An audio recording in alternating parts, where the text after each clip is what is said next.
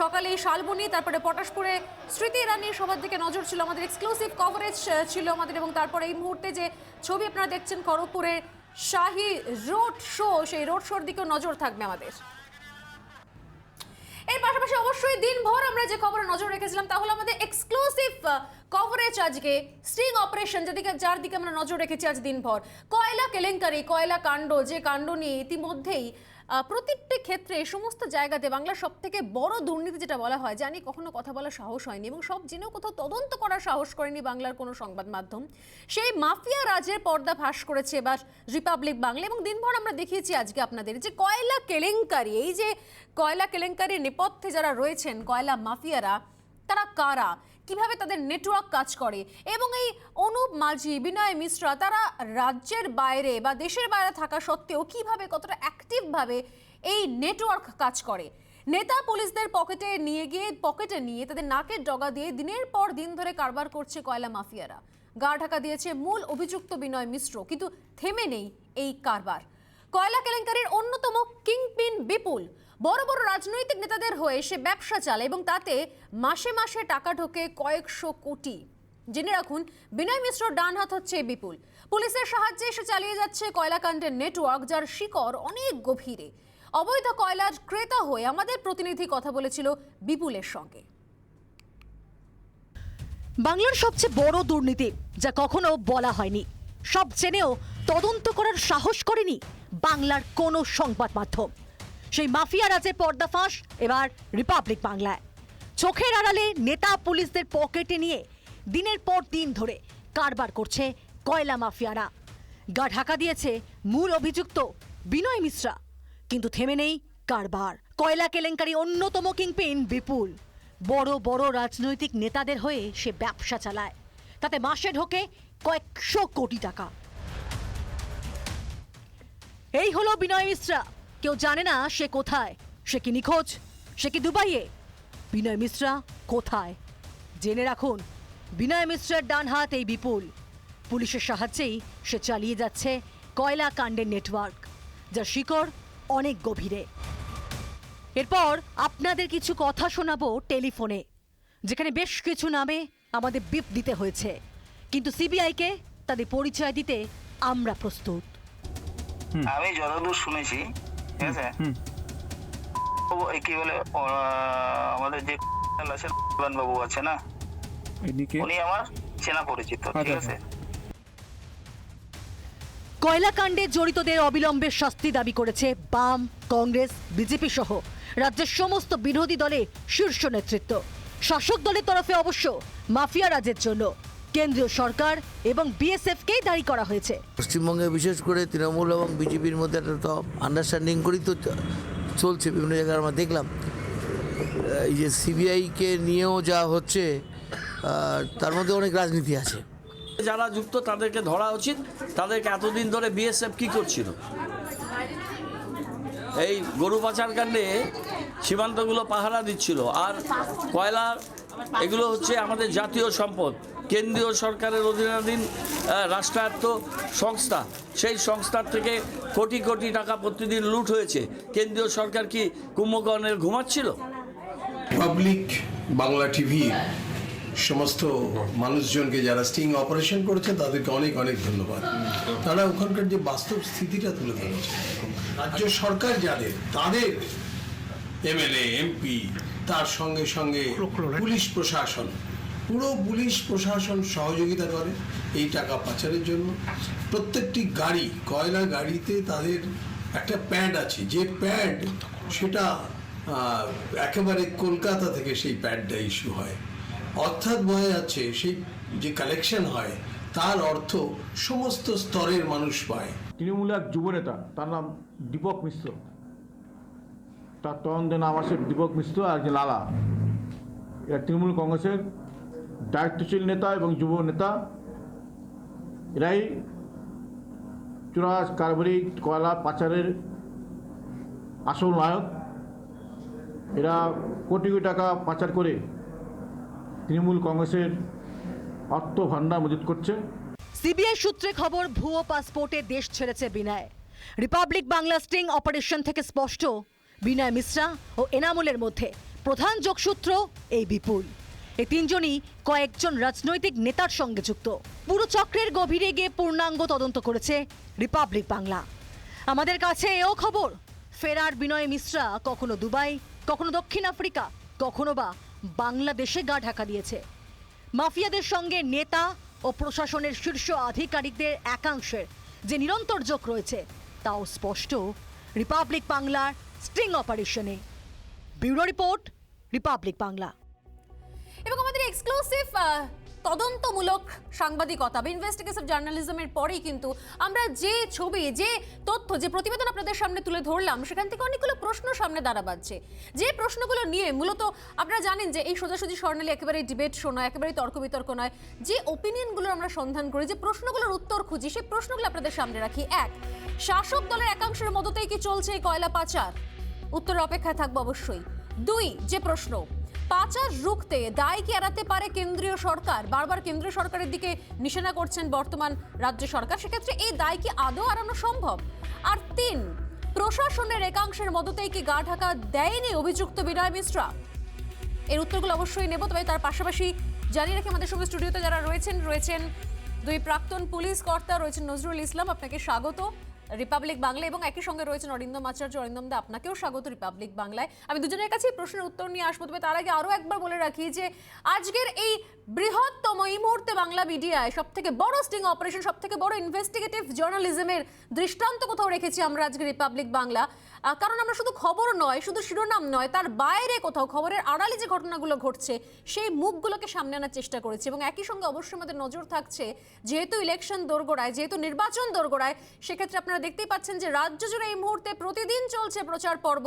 এবং এই মুহূর্তে একদিকে যখন আমরা এই এক্সক্লুসিভ কভারেজ নিয়ে, আমাদের রিপোর্ট নিয়ে আমরা আলোচনা করছি, পাশাপাশি কিন্তু অমিত শাহ এই মুহূর্তে খড়গপুরে রয়েছেন। তিনি বিজেপি প্রার্থী, খড়গপুরের বিজেপি প্রার্থী হিরণের সমর্থনে সেই মুহূর্তে প্রচার করছেন, র্যালিতে রয়েছেন, শাহী র্যালি রয়েছে অমিত শাহ, সেই ছবি আমরা দেখাচ্ছি। আমি প্রথমেই আসবো নজরুল আপনার কাছে। এই দীর্ঘদিন ধরে যে প্রশ্নগুলো আমি রাখলাম এবং তিনটে প্রশ্ন, তার এক এক করে উত্তর নিইনি। আমি আবারও বলছি যে এটা কোনো ডিবেট নয়, সেক্ষেত্রে আমাদের কাছে খুব গুরুত্বপূর্ণ আপনাদের মতামতগুলো। প্রথম প্রশ্ন যেটা ছিল আমার, যে কি মনে হয় শাসক দলের একাংশের মদত ছাড়া আদৌ কি দিনের পর দিন, বছরের পর বছর এই কয়লা পাচার সম্ভব? দেখুন, কয়লার যে পাচার হয় সেটা খুব গোপনে হয় এরকম তো নয়। অতএব এলাকায় যেসব পুলিশের লোকেরা আছেন তাদের মদত ছাড়া এটা সম্ভব নয়। আর পুলিশের লোকেরা মদত তখনই করবেন যখন শাসক দলের লোকেদের, যারা পাচার করছেন তাদের মাথায় হাত আছে, শাসক দলের লোকেদের তারা সন্তুষ্ট রাখছেন এবং পুলিশের লোকদেরও তারা সন্তুষ্ট রাখছেন। অতএব শাসক দলের লোকদের যোগ ছাড়া এটা সম্ভবই নয়। মানে যদি শাসক দল বলে থাকে যে আমরা কিছু জানি না, পুরো দায়টাই কেন্দ্রে, সেটা বোধহয় সত্য কথা নয়।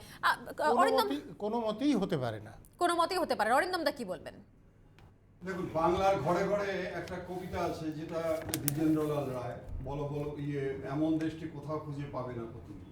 বাংলার ঘরে ঘরে বলো বলো বলো সবে অতুল প্রসাদ সেন, ভারতের সমস্ত জায়গায়। আর আজকে হচ্ছে আমাদের it is disgraceful, it is painful, it is shameful যে আজকে আমাদের কিছু রাজনৈতিক নেতা এবং কর্মীদের বাড়িতে গিয়ে দেখুন, আজকে অনুপ মাঝি ওরফে লালা, বিনয় মিশ্র এবং বিপুলের ছবি রাখা আছে। তাদেরকে সকালবেলা উঠে বোঝা প্রণাম করে যে ওদের ভবিষ্যতে আমাদের লেখাপড়া করার দরকার নেই, ইঞ্জিনিয়ার ডাক্তার হওয়ার দরকার নেই, তোমাদের মতো মাফিয়া হব।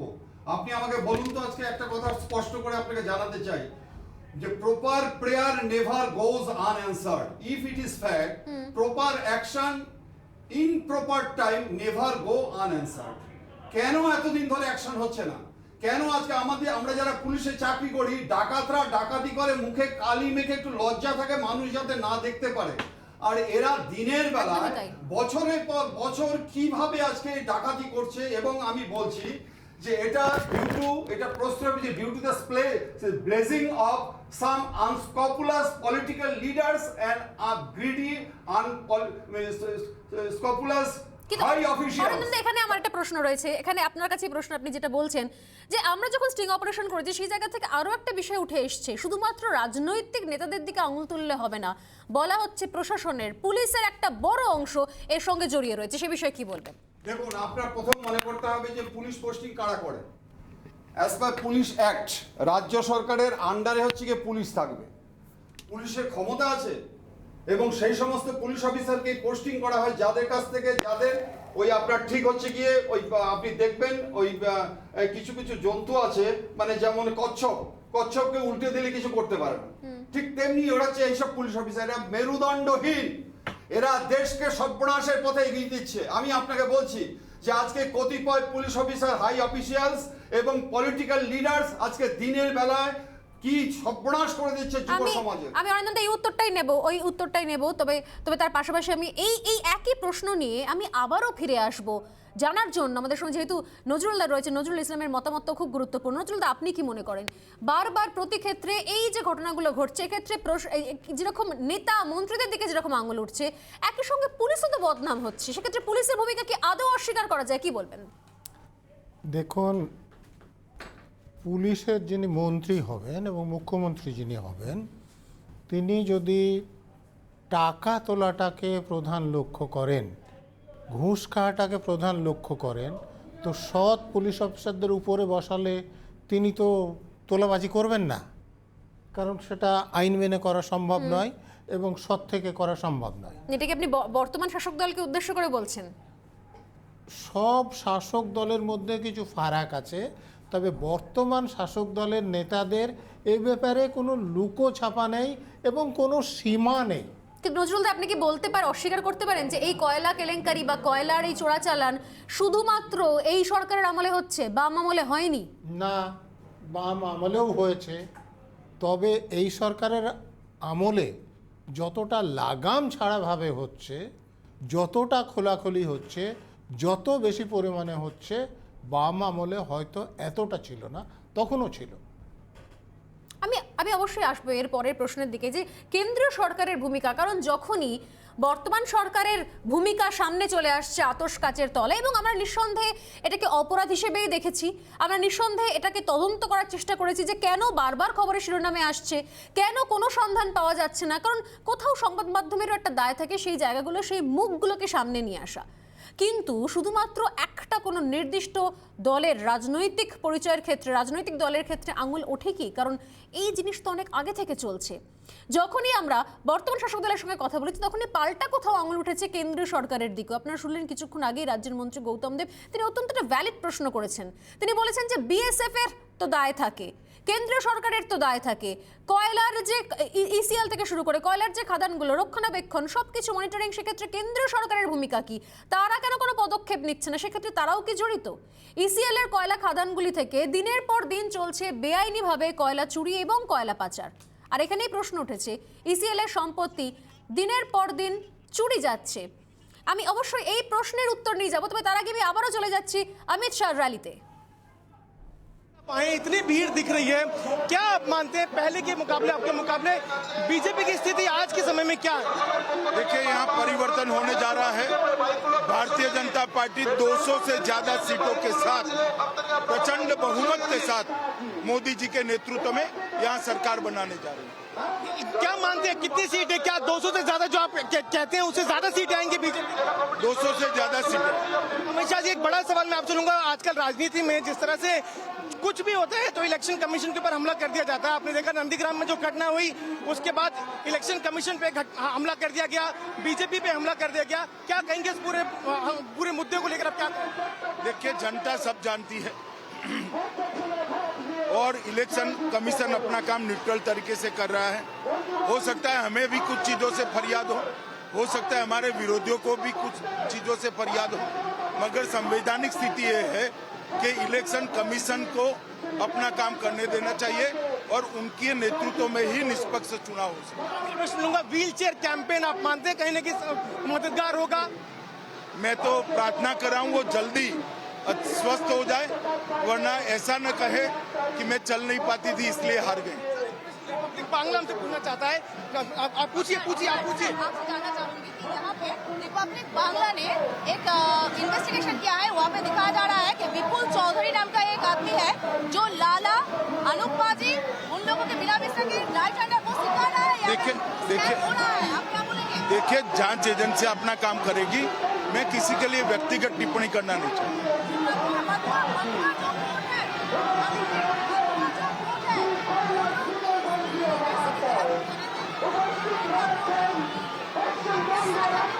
मैं मतवा समाज के बीच में गया था, उनको आश्वस्त किया है कि सीए लागू होगा और सीए के अधीन उनको नागरिकता भी मिलेगी। बात करने के लिए तो ये थे गृह मंत्री अमित शाह, जिन्होंने अभी अपना जो अब यहाँ पर अपना रोड शो कर रहे हैं और रिपब्लिक भारत से एक्सक्लूसिव बात करते हुए, रिपब्लिक बांग्ला से एक्सक्लूसिव बात करते हुए कहा कि जांच एजेंसी जरूर अपना काम करेंगी और कहा कि प्रचंड बहुमत से भारतीय जनता पार्टी जो है वो अपनी सरकार जरूर बनाएगी। यशपाल के साथ मैं पीयूष मिश्रा, रिपब्लिक भारत। अमित शाहর সঙ্গে কথা বলছিলেন আমাদের দুই প্রতিনিধি রিপাবলিক নেটওয়ার্কের এবং নিঃসন্দেহে এই প্রসঙ্গটা আমি যেরকম শুরুতেই বলছিলাম যে যেহেতু একদিকে নির্বাচন দোরগোড়ায় র্যালি চলছে, প্রচার চলছে, বারবার কেন্দ্রীয় নেতৃত্ব, বিজেপির কেন্দ্রীয় নেতৃত্ব বাংলায় আসছেন, প্রচার করছেন, কিন্তু এর পাশাপাশি যে ইস্যুগুলো কোথাও বাংলায় রয়েছে সেই ইস্যুগুলোকেও বাড়তি গুরুত্ব দেওয়া হচ্ছে এবং এই প্রসঙ্গেও কথা বললেন তিনি। যদিও বললেন যে কয়লা কেলেঙ্কারির প্রসঙ্গে আমাদের প্রতিনিধির প্রশ্নের উত্তরে তিনি বললেন যে তদন্ত চলছে এবং তদন্ত সঠিক পথেই হবে, কিন্তু তদন্ত সঠিক পথে হলেও সেক্ষেত্রে যদি আমরা স্টুডিও আলোচনা করছিলাম যে কেন্দ্রীয় সরকারের ভূমিকা কতটা, আমরা আরও একবার শোনার চেষ্টা করব যে ঠিক কি বললেন এই শাহী র্যালি থেকে অমিত শাহ, তিনি ঠিক কি বললেন আমরা আরও একবার শুনে নেব।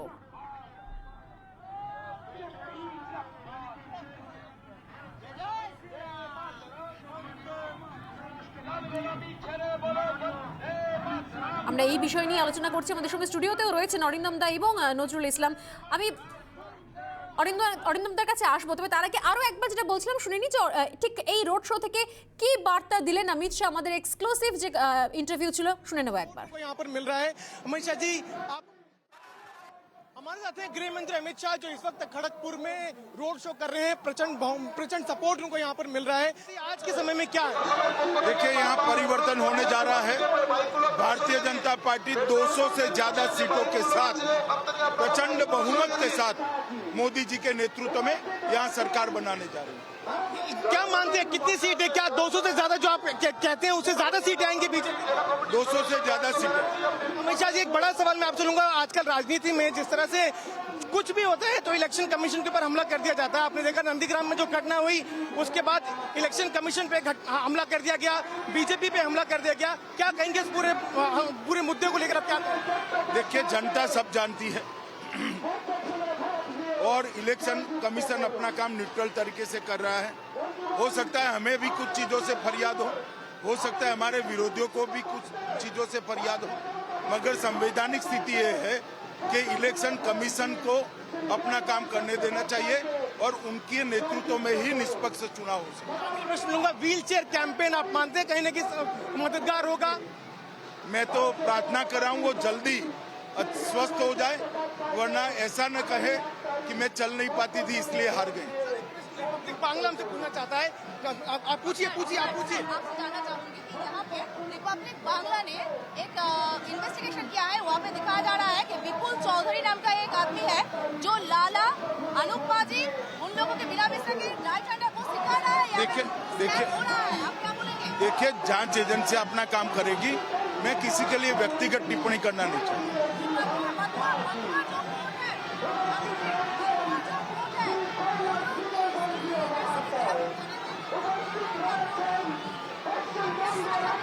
मैं मतवा समाज के बीच में गया था, उनको आश्वस्त किया है कि सीए लागू होगा और सीए के अधीन उनको नागरिकता भी मिलेगी। बात करने के लिए तो ये थे गृह मंत्री अमित शाह, जिन्होंने अभी अपना जो अब यहाँ पर अपना रोड शो कर रहे हैं और रिपब्लिक भारत से एक्सक्लूसिव बात करते हुए करें रोल। हमारे साथ हैं गृह मंत्री अमित शाह जो इस वक्त खड़गपुर में रोड शो कर रहे हैं। प्रचंड सपोर्ट उनको यहाँ पर मिल रहा है। अमित शाह जी, आप पहले कई बार आ चुके हैं बंगाल, आज भी आप आए, इतनी भीड़ दिख रही है। क्या आप मानते हैं पहले के मुकाबले, आपके मुकाबले बीजेपी की स्थिति आज के समय में क्या है? देखिए, यहाँ परिवर्तन होने जा रहा है। भारतीय जनता पार्टी 200 से ज्यादा सीटों के साथ प्रचंड बहुमत के साथ मोदी जी के नेतृत्व में यहाँ सरकार बनाने जा रही है। क्या मानते हैं कितनी सीट है? क्या 200 से ज्यादा जो आप कहते हैं उससे ज्यादा सीट आएंगे बीजेपी? 200 से ज्यादा सीटें। अमित शाह जी, एक बड़ा सवाल मैं आपसे लूंगा। आजकल राजनीति में जिस तरह से कुछ भी होता है तो इलेक्शन कमीशन के ऊपर हमला कर दिया जाता है। आपने देखा नंदीग्राम में जो घटना हुई, उसके बाद इलेक्शन कमीशन पे हमला कर दिया गया, बीजेपी पे हमला कर दिया गया। क्या कहेंगे इस पूरे मुद्दे को लेकर? आप क्या कहेंगे? देखिए, जनता सब जानती है और इलेक्शन कमीशन अपना काम न्यूट्रल तरीके से कर रहा है। हो सकता है हमें भी कुछ चीजों से फरियाद हो सकता है हमारे विरोधियों को भी कुछ चीजों से फरियाद हो, मगर संवैधानिक स्थिति ये है कि इलेक्शन कमीशन को अपना काम करने देना चाहिए और उनके नेतृत्व में ही निष्पक्ष चुनाव हो सकता है। प्रश्न लूंगा, व्हील चेयर कैंपेन आप मानते हैं कहीं ना कहीं मददगार होगा? मैं तो प्रार्थना कर रहा हूँ वो जल्दी स्वस्थ हो जाए, वरना ऐसा न कहे कि मैं चल नहीं पाती थी इसलिए हार गई। बांग्ला हमसे पूछना चाहता है, आप पूछिए। आपसे जानना चाहूंगी कि यहाँ पे रिपब्लिक बांग्ला ने एक इन्वेस्टिगेशन किया है। वहाँ पे दिखाया जा रहा है कि विपुल चौधरी नाम का एक आदमी है जो लाला अनूप पाजी उन लोगों के बिना बिस्तर के राइट हैंडर को सिखा रहा है। देखिए, जांच एजेंसी अपना काम करेगी। मैं किसी के लिए व्यक्तिगत टिप्पणी करना नहीं चाहता।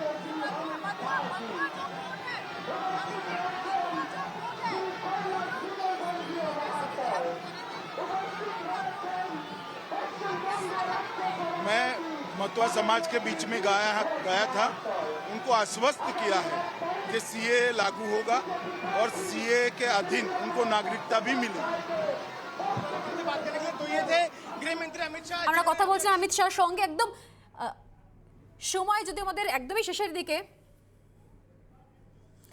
এবং সেই জায়গা থেকে আমরা এই যে আলোচনায় ফিরে এসেছিলাম, খুব সংক্ষেপে আমি এক লাইনে জানতে চাইবো অরিন্দম দা, আমরা যেহেতু এই সভাতে রয়েছি তাই এই সময় অনেকটাই কমে গেল, সেক্ষেত্রে কি মনে হয় খুব সংক্ষেপে কেন্দ্র কি তার ভূমিকা অস্বীকার করতে পারে? অরিন্দম দা, গৌতম বাবুকে অসংখ্য ধন্যবাদ জানাই যে উনি প্রথম বললেন যে বিএসএফ কি করছিল, গরু পাচার। উনি কেন মেনশন করলেন? আমি বলি, গরুটা কি আকাশ থেকে লাফ দিয়ে পড়ে? বিএসএফ যেখানে থাকে, কতগুলো ডিস্ট্রিক্ট, কতগুলো থানা, কতগুলো অঞ্চল পঞ্চায়েত প্রধান, কতগুলো ক্লাব ক্রস করে যাচ্ছে, তারা কি ঘুমিয়ে থাকে? আপনি আমাকে বোঝাচ্ছেন আজকে অল আর ইউনাইটেড, প্রত্যেকে ঘুমিয়ে আছে, তার মধ্যে শাসক গোষ্ঠীর রোলটা অনেক বেশি। অতএব এই ক্ষেত্রে আমার মনে হচ্ছে যে proper action in proper time করা দরকার। আমি আজকে খুব অবলাইজড যে আমরা যে আদর্শ নিয়ে বড় হয়েছি, চাকরি করেছি, সেই মিস্টার নজরুল ইসলাম আমার পাশে আছেন। নজরুল দা আপনার প্রতিক্রিয়া, কেন্দ্র কি তার ভূমিকা অস্বীকার করতে পারে খুব সংক্ষেপে?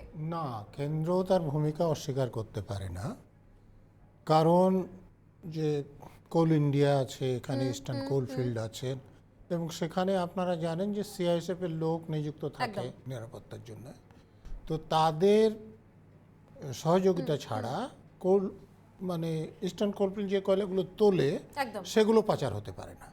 কিন্তু তো বাইরে গর্ত খুঁড়ে যেগুলো তুলে নিচ্ছে সেগুলোর ব্যাপারে সেন্ট্রাল গভর্নমেন্টের নয়। অর্থাৎ একটা বিষয় আপনারা সহমত যে রাজ্য সরকারেরই যে পুলিশ স্থানীয় আছে তাদের ভূমিকা বেশি। ধন্যবাদ দুজনকে, ধন্যবাদ। আমরা আপাতত এখানেই শেষ করছি কারণ সময় একদম নেই, তবে নিঃসন্দেহে এই নিয়ে আমাদের আলোচনা চলবে, আমরা আবারও এই নিয়ে কথা বলবো। আপাতত শেষ করছি এখানে। ঘণ্টাখানেকের হট্টমেলা নয়, রায় জানানোর প্ল্যাটফর্ম নয়, বাংলা টেলিভিশনে প্রথমবার সোজাসুজি প্রশ্নের T20। ঘুরিয়ে নাক দেখাই না আমি, যখন তখন রং বদলাই না আমি। স্বর্ণালী প্রশ্ন করব,